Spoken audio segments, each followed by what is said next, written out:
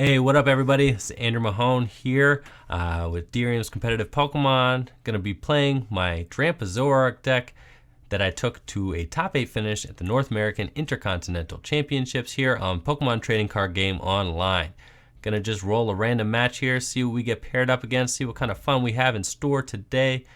Really excited about this deck. Love this deck. It's my own little adaptation of Daniel Altavila's popularized Zoroark Drampa deck. He likes to call it Foxy Drampa.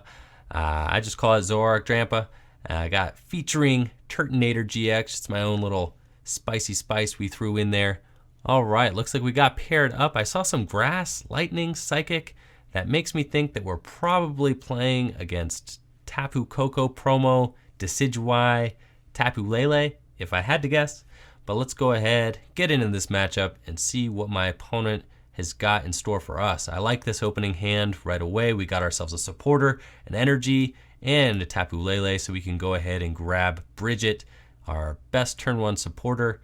But if this is the matchup that I think it is, which it very much appears to be, this is a tough matchup. So my opponent also gets to go first. That's good for my opponent. And they can start setting up Decidueyes and putting damage on the board right away. As you can see, my opponent's getting a strong start right from the get-go. The turn 1 Rowlet energy. We've got a Forested Giant Plants. I mean, this is kind of the deciding factor on how fast this deck can get going. The whole point of this deck is to kind of set up your board with as many Decidueye as possible. Spread damage with Tapu Koko promo, which with its flying flip attack will just do 20 damage to the whole board for a single double colorless energy. So they're just going to attack with flying flip over and over while continuing to snipe my Pokemon with Feather Arrow, and then sweeping up with Tapu Lele or Decidueye late in the game. They can also go ahead and dive in with this Espeon EX that many of the lists play, which for one energy can devolve all my Pokemon. So say I have a bunch of Zoroark in play and they've been using Feather Arrow and Flying Flip to do 20 damage to all of them here and there. Then they can devolve my Zoroarks, making it so the Zoruas are active and only have 60 hit points. And, you know, if they have 60 damage on them, they get knocked out. So this deck, very aggressive, very tough to play against. I played against this deck 3 times at the North American Intercontinental Championships, so I do have a lot of experience playing against it and can tell you from experience that it is kind of rough. So let's take a look at what we got here. May want to start going in with Drampa early, which would require us to go Bridget, get the Drampa, attach the Dark to Drampa. The reason we would want to do that is because Drampa is just going to allow us to just start knocking things out from the get-go. You know, if my opponent goes in with Flying Flip, my opponent sets up Drampa to just do more damage. So I'm okay with that, and I'm going to try and use my opponent's Flying Flip against him. So we're going to grab Bridget since we already have another draw supporter in our hand. I'm going to grab that, and with the Bridget, we're going to get 2 Zoruas and a Drampa. We got 2 Zoruas right there. Gonna grab a Drampa as well. Drampa's also really good in this matchup because it can Righteous Edge the double colorless right off of these guys. You know, almost all these attackers that, you know, attack with double colorless energy, the deck plays a very small amount of energy. So, you know, Righteous Edge puts in a lot of work. We're gonna go ahead and pass it over to my opponent, see how they go ahead and set up. I'm fortunate in the fact that my opponent was not able to get any Decidueyes into play turn 1, so they weren't exactly able to capitalize on going first, you know, in that way by piling on more damage with Feather Arrow. They are getting off to a little bit of a slow start, but things should be ramping up here relatively quickly. Opponent's gonna go ahead, Verse Seeker for that Sycamore, I imagine, and get going again. This matchup is the matchup I played for my win and in game to day 2 at the North American Intercontinental Championships. I was playing against Zach Lesage. It's a very tough matchup. As I said, I played it 3 times at Continentals, and I won 1, I tied 1, and I lost 1. So I didn't tie 1. I won 2. I won 2, and I tied 1. So it is, or I won 2 and I lost 1. And the one that I lost was very tough. I had win in hand the following turn, but my opponent was able to delinquent my hand away. I had 3 cards in hand, and I had the win right there, but my opponent used delinquent, and my hand was gone. So my win condition was gone. I had a Lysander and double colorless is all I needed, and then on my turn I just had to pass, and my opponent was able to go ahead and just win on their following turn. You can see here my opponent got Vulpix. They went ahead and used their beacon, so they got Pokemon in hand. Doesn't really matter because I am getting ready to end them. Now I'm gonna need a Float Stone. I would like a Float Stone. I'm gonna Ultra Ball away both my Zoroark break. That's a little bit of a weird play. You guys, might think that's odd, but the thing is that I can get those back with Rescue Stretcher, so it doesn't really matter. So I'm gonna go ahead and do those. I have 2 Rescue Stretcher in deck. I'm gonna get the Zoroark, and that way, if I get a Float Stone off of this end, I could just use Zoroark. I'm gonna evolve the one with damage on it, so that in case my opponent does start to do more Feather Arrows, they don't just take a cheap knockout here on a Zorua. And attach Choice Bands. Gonna put 1 here. Also gonna put 1. Let's see. I want to save the Zoroark for Float Stone, so I'll put 1 here on the Tapu Lele. Tapu Lele actually puts in a lot of work in this matchup. Now, I missed the Float Stone. I could pull a risky play here, and I could attach. You know what? No, I'll just go ahead and I'll knock out, because I'll just go in with Zoroark. I was gonna say I could Ultra Ball away both my Sycamore and my N, and I could Shaman to try and set up for more cards, but we could just afford to go with the conservative play here. Ultra Ball away, Sycamore and an N. I'm gonna grab another Zoroark, and since my opponent has filled their bench, we're just gonna be able to Mind Jack this Vulpix for knockout. My opponent has activated my Drampa's Berserk attack, so Drampa is sitting here at the ready to do more damage with its Berserk attack. I just need to start knocking out things that are relevant. I'm fine taking out this Vulpix here because Ninetales is going to be tough to deal with if they can get that 200 hit point wall up in the active, 210 hit point wall up in the active, just sniping my bench while my opponent's also hitting me with Feather Arrow. It gets very challenging to deal with. Now, as this matchup progresses, I'm going to want to start to be able to find my Hex Maniac. Hex Maniac is going to be able to stop my opponent from using their Feather Arrow ability, and it's just going to make it so they have to deal with suboptimal attackers without their ability backup. My attackers are stronger than my opponent's attackers, but my opponent has the abilities to help them mitigate, that lack of damage output that they have. So, if I can find my Hex Maniac, stream Hex Maniac, use it a couple times, I'll be in the clear here. That being said, this is hard to do.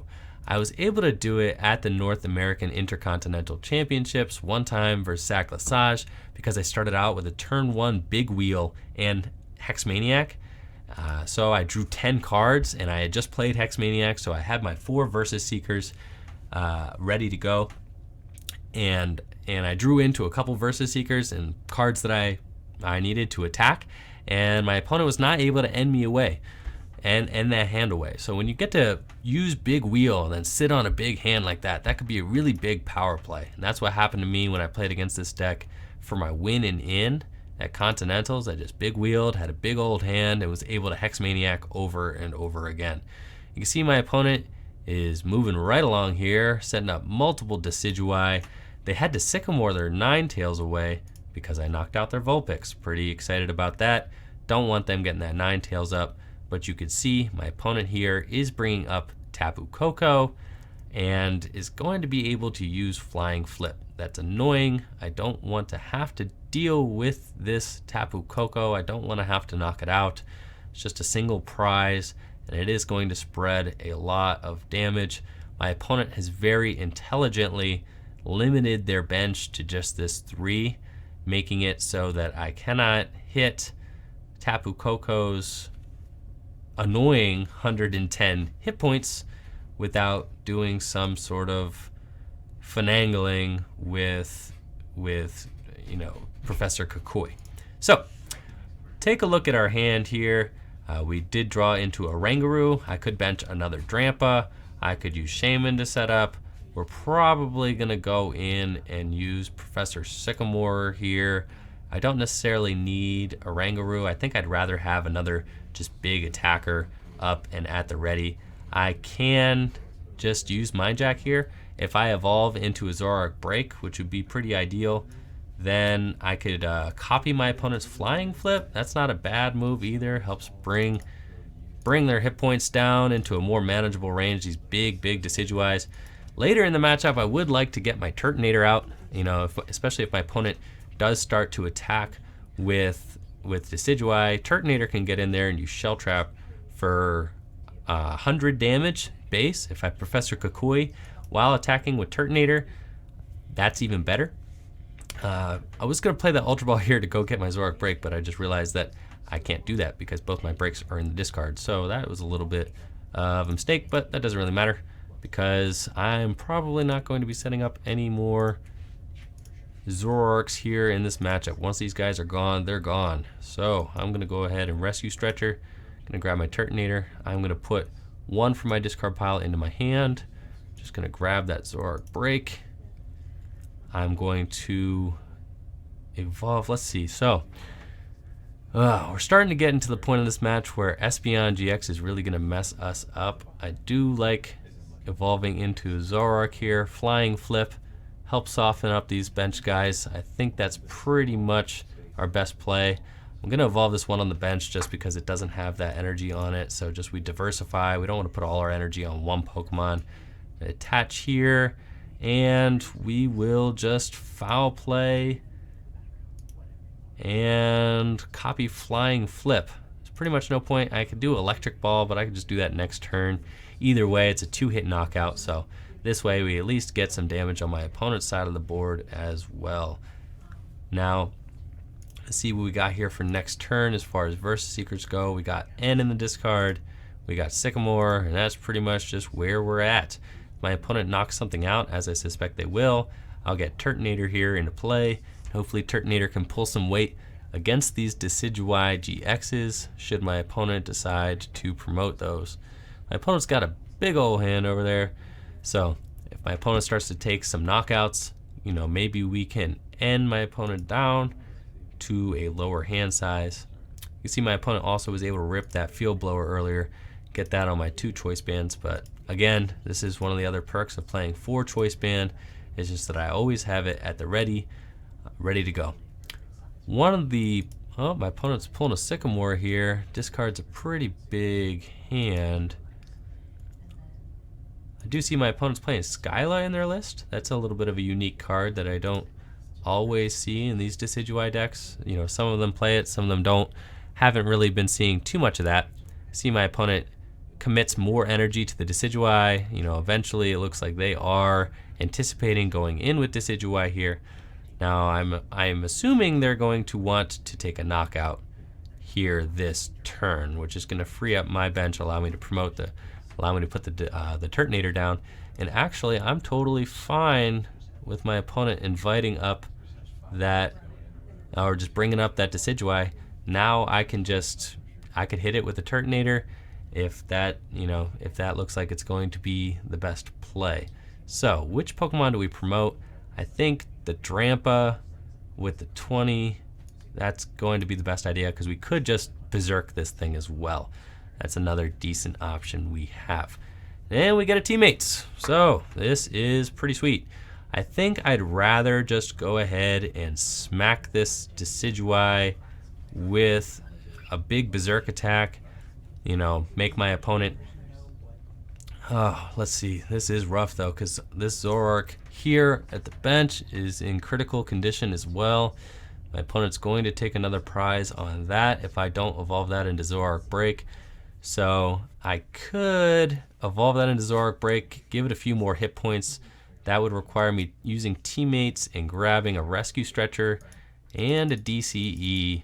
And that way, I do still have that Verse Seeker in my hand. I could use Teammates again the following turn. I could hit this thing for 150. It's not going to be able to... I don't think my opponent's got anything that's going to knock out a Drampa next turn. So I should be pretty cool. I do want this Zoroark to be at least be able to get a hit in before it goes down. So I think I am going to get a Rescue Stretcher, and I am going to get a double colorless energy. I think I could also just go in and attack with the Zoroark this turn. I don't mind that entirely too much either, because then, you know, I'm guaranteed a hit out of the Zoroark. Let's just go ahead and grab that, and we'll grab a double colorless. Done and done. First of all, we want a Rescue Stretcher. We want to get that break out of the discard. We're going to evolve that thing up. We could start to build up our benched Drampa as well. I don't mind that play at all. And then we'll just be able to kind of fire off 150, 150, 150 here for the rest of the game. If I, let's see, let's do this. 3, 6, 9, 12, that's 130 if I hit it with this Zoroark. So yeah, let's attach the darkness here. Let's stand in. And then let's just Mind Jack. And that way, we kind of force our opponent to deal with this Zoroark. If they, you know, if they hit it twice, they have to Feather Arrow it 3 times to knock it out. And that's pretty annoying. So if they do Feather Arrow it 3 times, then I'll just promote something that they don't want to knock out, like this Oricorio, to force them on an odd prize trade. But what I want them to do is I want my opponent to have to actually hit into this Zoroark break. Oh, see, my opponent here is playing Delinquent as well. Delinquent. No. I hate Delinquent. Oh my gosh. If my opponent were to Delinquent my hand away, that would be so bad right now. But they did just Ultra Ball away a Delinquent and a Versus Seeker, so that makes me think that they're probably not going to do that. Oh boy, looks like my opponent does get the 3rd Decidueye into play.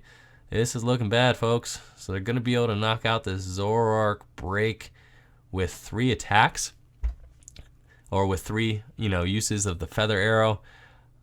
Like I said though, when they do that, I will just promote this Oricorio. That doesn't bother me. Now, if they're able to Lysander around the Oricorio as well, then oh well, so be it. This is fine. You know, there's only so much we can do, guys. This matchup is pretty rough. So what are they going to do? Are they going to Delinquent? Don't do it, man. No, don't do it. Don't hit me with that Delinquent. I didn't even know you played it. How many of these Decidueye decks are playing Delinquent? Oh, man. I'm in a rough spot, guys. Nobody wanted that to happen. So this is brutal. This is brutal. We're going to go ahead and promote the clean Drampa and just... Oh, no. Oh, we get it in. All right, we're still in the game, guys. Ooh, let's hit that end. We did not get ourselves an energy, but we can still Big Wheel GX. This is not good for your hero here, but it's better than nothing. We're in a bad spot, guys. My opponent's going to be able to, at minimum, pile on, you know, 60 plus 90 damage. Oh, no. Yeah, this is rough. Now, there was a time that I did use Tapu Lele's Tapu Cure against one of these decks in the Intercontinentals. As you can see here, I do have a Floodstone and I have the Rainbow Energy in my hand, so it is a possibility. I could pull off a Tapu Cure play, but at this point, the writing's on the wall, guys. I mean, my opponent just got their 4th Decidueye into play. There's not really a lot I can do here to pull this one out. Yikes. And of course, my big old big wheel just gets end right back in. So we're sitting here to hand of 5.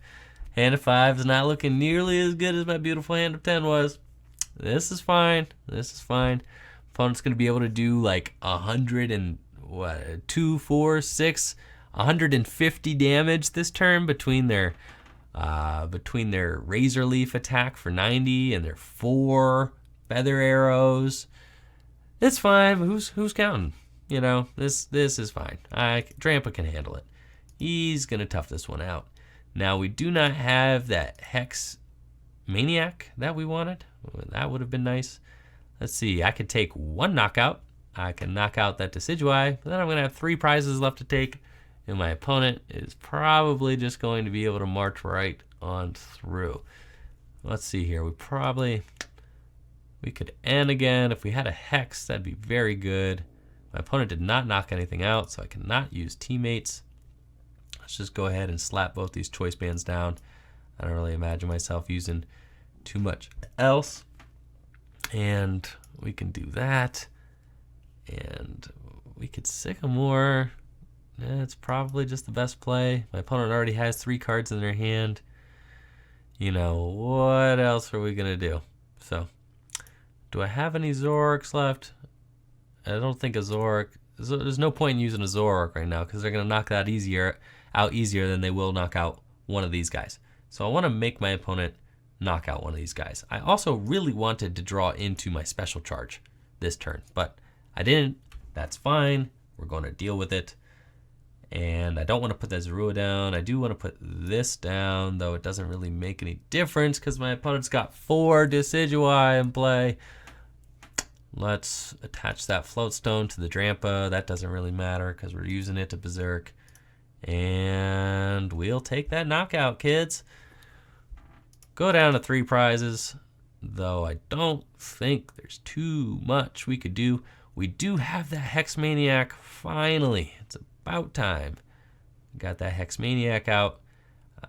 Oh, my opponent is just going to use Tapu Koko here just to try and limit, or to try and just snipe my other guys here. I do weirdly have an out to win this game, all right?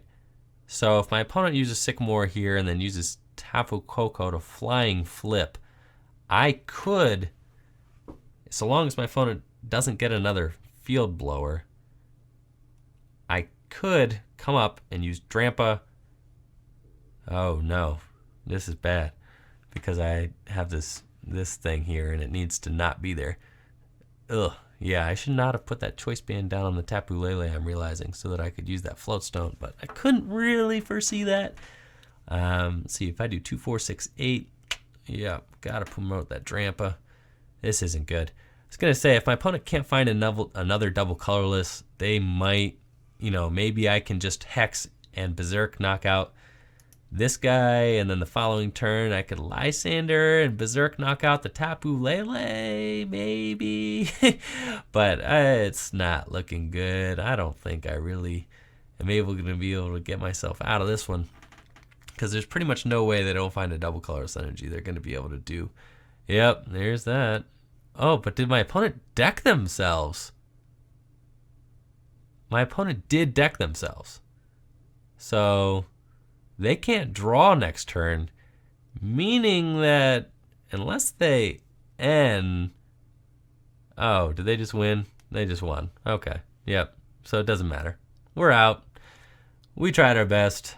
But, oh well, that's the way it goes, guys. Thank you for watching. Make sure to, subscribe to the channel if you enjoy what you're seeing here. You can watch more of me get my butt kicked. Or, keep watching. We're going to win a few here down the road. Subscribe, comment, let me know what you think. What kind of stuff do you guys want to see? And let me know what I could do better. So thank you guys for tuning in. Until next time, take it easy.